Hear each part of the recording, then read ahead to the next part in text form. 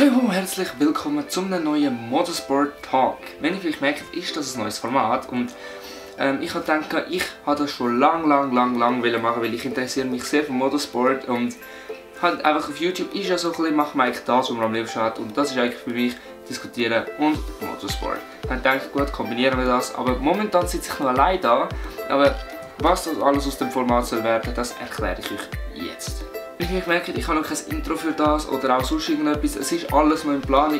Ich suche auch noch jemanden, wo mir ein gutes Intro machen kann, weil ich will für das Format soll jetzt wirklich jeden Monat kommen. Das heisst immer, nächsten Dienstag vom Monat wird das Format kommen und das Format wird, das hat ganz klare Dinge.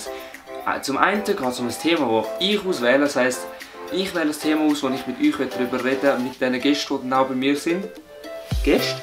Genau, wenn ihr nämlich Lust habt, mit mir über Motorsport zu diskutieren, dann könnt ihr mich ganz einfach unter dieser E-Mail-Adresse, die ich jetzt unten eingeblendet habe, anschreiben und dann könnt ihr vielleicht bald entweder da sitzen oder noch jemand anderes, weil ich ein Studio finde. Und ebenfalls werde ich auch einen anderen YouTuber dann noch dabei haben, aber wer das ist, das lasse ich jetzt mal offen. Und dann gibt es zum einen Fragen, die ihr unter in die Kommentare stellen könnt während einem ganzen Monat, die dann nachher behandelt werden, die besten Kommentare. Und dann gibt es auch noch eine zweite Sparte von Fragen, nämlich sind das die Videofragen. Videofragen könnt ihr einfach ebenfalls unter dieser E-Mail-Adresse mir einschicken und dann nehme ich die live ins Video rein und werde dann so mit den Gästen, die ich dann habe, diskutieren über das Thema. So, kommen wir zu der ersten Frage. Die kommt von Gustav Games, nämlich: Welches Auto ist besser? Mercedes-Benz AMG C63 oder der BMW M4?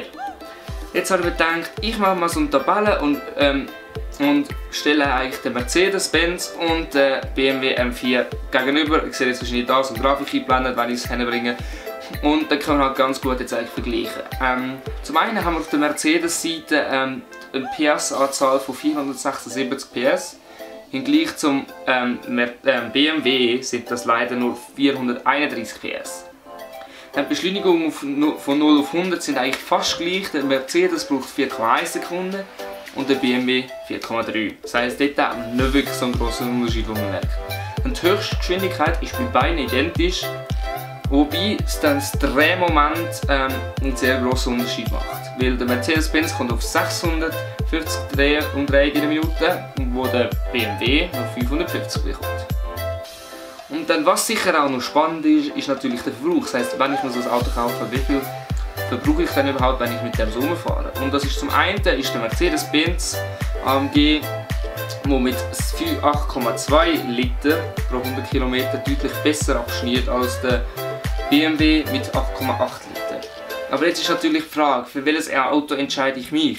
Zum einen, der Mercedes sieht aus wie so ein leichter, eher in Zukunft, und der BMW finde ich persönlich, jetzt das Design spricht mich mehr, also es ist eher so ein bisschen, ja, es steckt Power dahinter und es sieht halt einfach ein bisschen ansprechender aus. Der Sound wird wahrscheinlich auch an anderer Seite, da habe ich jetzt leider gar kein gutes Beispiel gefunden. Aber ja, ich will mich jetzt glaube ich in dem Fall für den BMW M4 entscheiden, auch wenn ich sonst nicht wirklich BMW-Fan bin. Wir kommen zu der nächsten Frage, nämlich kommt die vom Andu LP und der schreibt nämlich: Was ist schneller, MotoGP oder Formel 1? Was jetzt du mir für eine Frage gestellt hast, ist natürlich gerade Gegenüberstellungen von den beiden Königsklassen. Einmal ein Zweirad, Königsklasse vom zweirädrigen Motorsport und dann ist vom vierrädrigen Motorsport.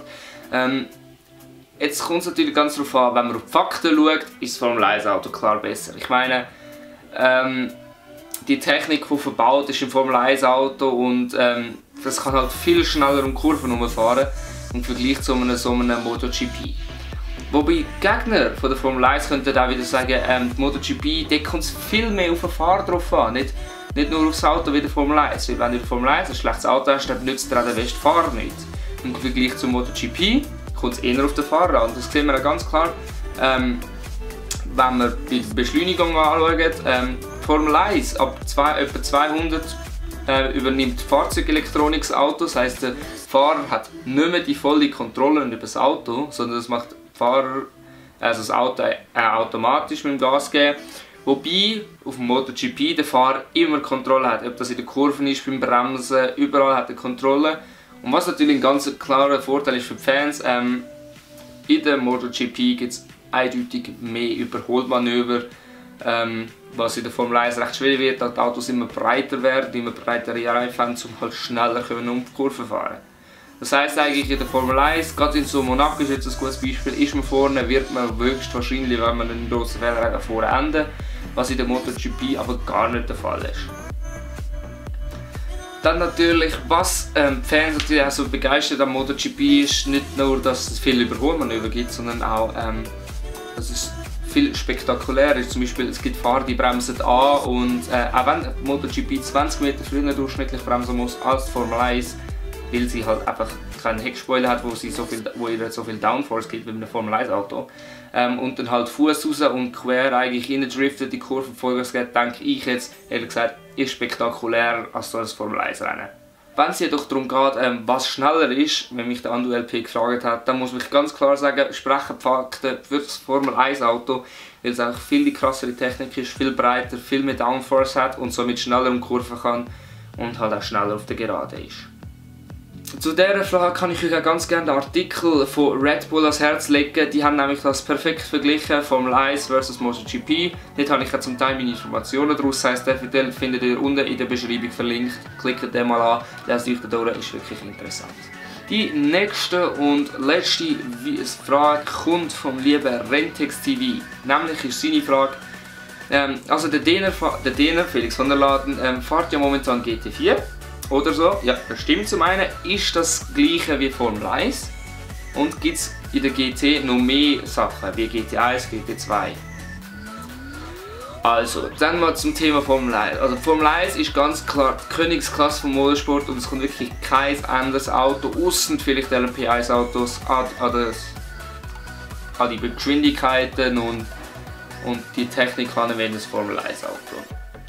Was natürlich ein Vorteil von der GT-Klasse ist, es ist deutlich kostengünstiger. Wobei, also, das heisst, in der GT kann man auch gut mal fahren, wenn man einen Sponsor findet, lange das meistens oder zwei. Weil das teuerste an der MotoGP ist nicht das Auto selber, sondern der Reifen. Und das ist natürlich für ein Formel 1 Auto krass, wie viele Reifenverschleiß man dort hat und dementsprechend sind dann halt auch die Kosten ein bisschen höher. Ich finde ehrlich gesagt, GT ist ein bisschen anspruchsvoller als Formel 1. Klar, in Formel 1 hat man deutlich höhere Geschwindigkeiten, was natürlich unter anderem auch gefährlicher ist. Aber ich finde GT einfach viel spannender, dass manchmal ein Fahrerfeld bis zu 40 Fahrer hat und man nicht nur allein in einem Fahrzeug ist, sondern meistens teilen sich zwei Fahrer, manchmal auch drei, ein Auto und wechselt sich dann entweder die Hälfte vom Rennen ab oder bei einem 24-Stunden-Rennen oder so nach 4 Stunden maximal. Was natürlich ganz klar ein Unterschied ist das Reglement. Durch das, dass zwei Fahrer sind, ist ein anderer Boxenstopp und dementsprechend ist auch der Reifenverschleiß und so Sachen, der Reifenwechsel angepasst worden. Was in der GT extrem darauf geachtet wird, ist natürlich auch, dass die Autos alle gleich sind. Das heisst, das deckt uns wirklich auf den Fahrer drauf an. Das heisst, wenn jetzt, nehmen wir jetzt zum Beispiel den Däner, fährt in McLaren, der ist extrem viel schneller als ein anderes Auto. Das heisst, sie bekommen Zusatzgewicht, dass sie nicht mehr allzu schnell sind, dass es wirklich nur auf den Fahrer drauf ankommt. Dann hat er mich dann gefragt, gibt es noch etwas anderes, GT1, GT2 oder GT88? Da muss ich dir leider enttäuschen, bis GT88 gibt es nicht. Nämlich haben wir GT1, GT2, GT3, das ist eigentlich das, was eigentlich am berühmtesten ist, GT4 und GT5 munkelt man darüber, ob es das gibt. Ich weiß es selber auch nicht, ich habe es so und so je nach Artikel gelesen. Wenn ihr das wisst, ob es GT5 überhaupt gibt, dann schreibt es mir doch mal unten in die Kommentare, wäre ich sehr froh. Und jetzt kommen wir zu den Videofragen. So, und die erste Videofrage, bzw. zwei Videofragen, kommen vom lieben Waller Ray, weil er hat nämlich gerade zwei Fragen in einem gestellt und ich würde sagen, wir schauen uns die Frage jetzt mal an. Meine Frage ist so, wenn du sagst Motorsport, was ist dein Liebling? Ich meine, es gibt Formula 1, es gibt GP, weißt du, so MotoGP mit TÜV und so. Dann gibt es noch alle anderen, dann gibt es neuerdings auch noch den Elektro mit Toni Gröschmann, weißt du was? Was denkst du da drüber, über Elektro? Ja, jetzt zwei Fragen gestellt, die eine Rakete ist egal, weißt du. Hast du schon beantwortet? Also los. Er hat mich gefragt, was ist meine Lieblingsrennserie und da muss ich doch ganz ehrlich sagen, irgendwie Formel E zieht mich momentan doch am meisten an. Ich verfolge sie auch am meisten. noch das, dass halt der Daniel Abt mitfährt, aber auch ganz viele Schweizer Fahrer und vor allem es ist eine neue Rennserie, wo die Zuschauer viel mehr mitbestimmen können. Und darauf gehe ich jetzt auch gerade mein persönliches Thema ein, das ich noch mit euch dann nachher besprechen wollte. Formel E, du kannst einfach viel mehr mitbestimmen. Es gibt unter anderem den Fanboost, das heisst, die Zuschauer können voten für ihren Fahrer, der dann nachher zusätzliche Energie bekommt fürs Rennen und somit mehr in Person oder einen anderen gegnerischen Fahrer, wenn möglich, kann überholen. Dann, sie machen halt extrem viel geile Werbung durch das, dass sie halt in die Stadt reinkommen. Das heisst, sie haben halt so das Motto, wenn man es darf sagen, so, wir bringen den Motorsport zu den Menschen und die Menschen kommen zu der Rennstrecke. Das heisst, sie fahren überall in die Großstädte, Zürich das Jahr neu, dann Berlin Flughafen sind es, New York fahren, Hongkong, Long Beach. Und ich denke, das ist doch extrem geil, wenn die halt den Motorsport zu dir bringen. Das heisst, ich wäre jetzt niemals als so momentan gerade irgendwo in einem Rennen irgendwo auf Deutschland, wo ja das nächste Rennen ist, von irgendwo in der Nähe, außen gerade so ein Klausenpass-Rennen, das ich jetzt nicht gerade so interessant finde, weil es halt kein Rundkurs ist. Aber ja, darum, ich finde es mega geil, dass sie eigentlich den Motorsport zu dir bringen. Darum würde ich schon sagen, ich verfolge am meisten die Formel E, aber natürlich auch Formel 1 interessiert mich extrem. Und wenn natürlich ein 24-Stunden-Rennen läuft von Le Mans, dann bin ich natürlich 24 Stunden vor dem Fernsehen gefühlt. Darum, ja. Was es natürlich auch noch gibt, das ist Rallye und das fasziniert mich eigentlich auch extrem. Ich meine, dort ist Mensch und Fahrzeug am Limit. Das ist das ist halt ein komplett etwas anderes, was halt so den Motorsport anbelangt. Es ist nicht so, ja, man fährt im Kreis und ja, fertig, sondern es ist anspruchsvoll für Fahrer und Auto. Und darum würde ich sagen, ich schaue es zwar nicht oft, aber meistens Zusammenfassung und ich finde es halt mega geil. Und dann hat er noch die Frage gestellt, ob ich MotoGP geil finde. Habe ich ja vorher schon gesagt, ich finde sie extrem geil mit den vielen Überholmanöver, aber wenn ihr jetzt nicht genau gewusst habt, was ich damit meine, geht nur zu Frage 1. Dann hat er mich gefragt, was halte ich dann von der Formel E. Eben, wie gesagt, ich bin extremer Fan davon. Ich finde es mega geil, was sie jetzt beigestellt haben. Zuerst hat man es ja nicht geglaubt, dass es wirklich klappen wird jetzt dieses Jahr in Zürich. Und ich denke, das Interesse ist auch da. Ich meine, wo man gelesen hat, BMW will kommen, Porsche kommt, dann Mercedes ist sich am Überlegen. Und ich glaube, es geht auch nicht lange, bis Tesla rum ist.